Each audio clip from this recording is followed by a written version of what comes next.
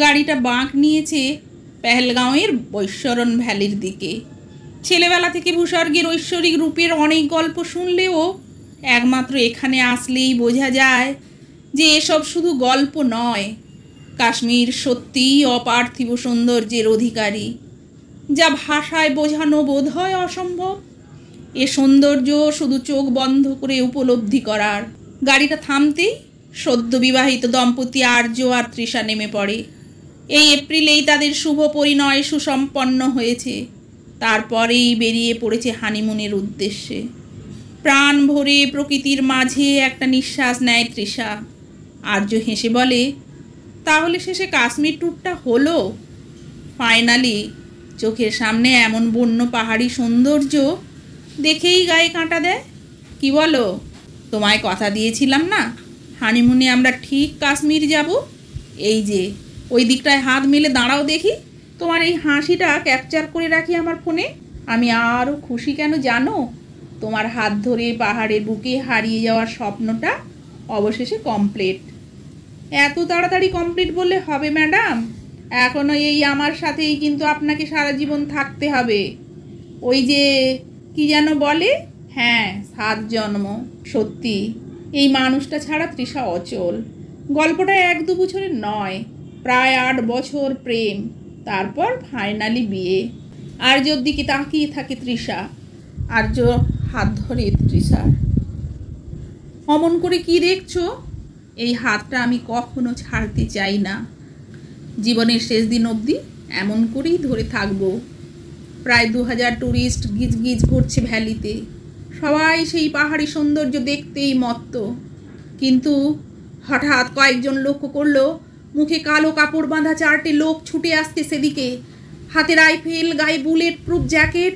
হঠাৎ তারা কয়েকজনের নাম আর ধর্ম জিজ্ঞাসা করলো, আর তারপর হিন্দু শব্দটি শুনতেই আর কোনো ভাবনা চিন্তা ছাড়াই গুলি চালালো।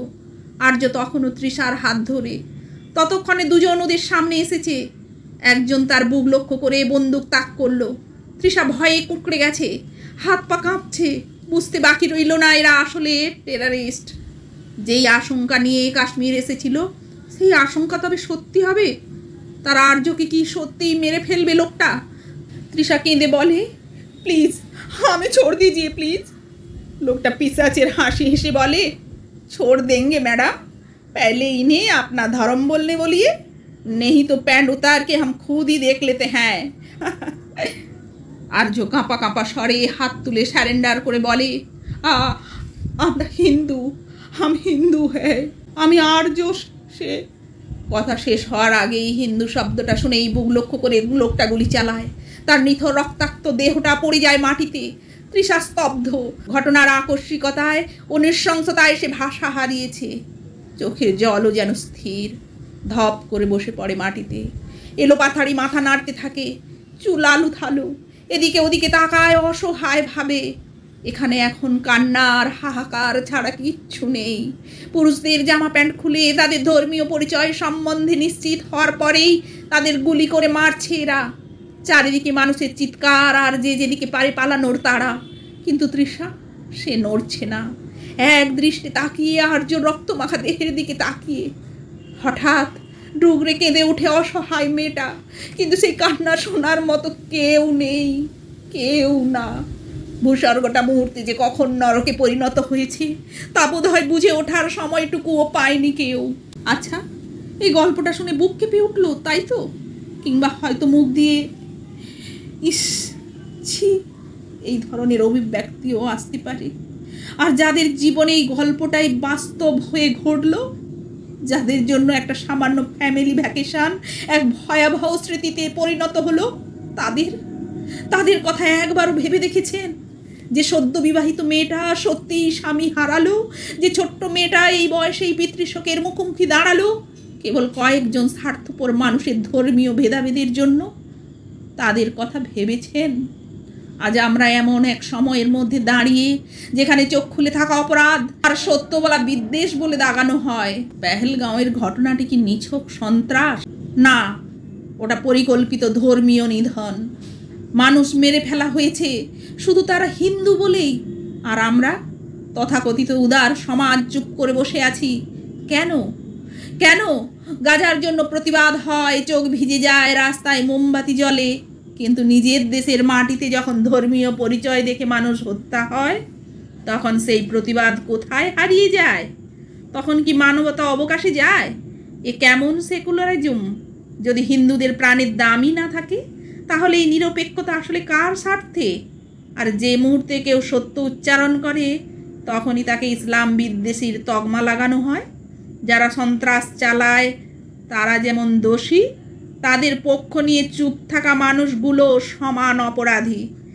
সেকুলারিজম মানে কোনো এক ধর্মের দোষে চোখ বুজে থাকা নয়, সবার প্রতি সমান দৃষ্টিভঙ্গি রাখা। সেকুলার মানুষরা আজ অবধি কোনো মন্দির ভাঙতে যায়নি, কোনো মসজিদের সামনে ডিজে বাজিয়ে নাচেনি, কোনো দিন বলেননি মুসলিম মৌলবাদ ভালো, কোনো দিন বলেননি হিন্দু মৌলবাদ ভালো। নাস্তিকরা কাউকে বন্দুক নিয়ে তাড়া করেনি। এরা চিরকাল চেয়ে এসেছে যাতে সবাই মিলে মারপিট না করে, মানুষ না মেরে এই সুন্দর দুনিয়াতে একটু শান্তিতে থাকা যায়। তবে যে ঘটনাটিকে সন্ত্রাস বলে হালকাভাবে পাশ কাটিয়ে দেওয়া হচ্ছে, তা আদতে ছিল ধর্মীয় পরিচয়ের ভিত্তিতে চালানো নির্মম গণহত্যা। অথচ এই অবুঝ হিন্দু সমাজ আজও একসাথে না দাঁড়িয়ে কেবল কাস্ট, ভাষা, স্টেট এসব নিয়ে একে অপরের সাথে যুদ্ধ করতে ব্যস্ত। বিদেশে কোনো দিন হামলায় একটি শিশু আহত হলে আমাদের হৃদয় কেঁপে ওঠে যথার্থভাবেই, কিন্তু পেহেলগাঁওয়ে যখন নিরীহ হিন্দু পরিবারগুলোর রক্তে মাটি ভিজে যায়, তখন আমাদের ধর্মনিরপেক্ষ হৃদয় যেন কিছুই অনুভব করে না। কেন এই বেছে বেছে সহানুভূতি? শুধু হিন্দুরাই কেন সেকুলার হওয়ার দায়ভার নিয়ে রেখেছে? এই প্রশ্নই আজ আমাদের সাম্প্রতিক সেকুলারিজমের ধারণাটিকে গভীরভাবে প্রশ্নবিদ্ধ করে। আজ যারা নিজেদের মানবতাবাদী বলেন, তাদের কাছে প্রশ্ন, মানবতা কি ধর্ম দেখে আলাদা হয়? আর যখন কেউ এই চিত্রটা তুলে ধরে, তখন তার বিরুদ্ধে ছুঁড়ে দেওয়া হয় ইসলাম বিদ্বেষী ঘৃণার প্রচারক। এমন আরও কত অভিধা। অথচ সত্য বলা ঘৃণা নয়, সত্য লুকানোই ঘৃণার প্রকৃত রূপ। এই একচোখা ধর্মনিরপেক্ষতা, এই ভণ্ডামি আর নীরবতা যদি চলতেই থাকে, তবে তা সমাজকে বিভাজনের দিকেই ঠেলে নিয়ে যাবে। যারা সত্যকে চেপে রেখে শান্তি চায়, তারা কখনোই ন্যায় প্রতিষ্ঠা করতে পারে না।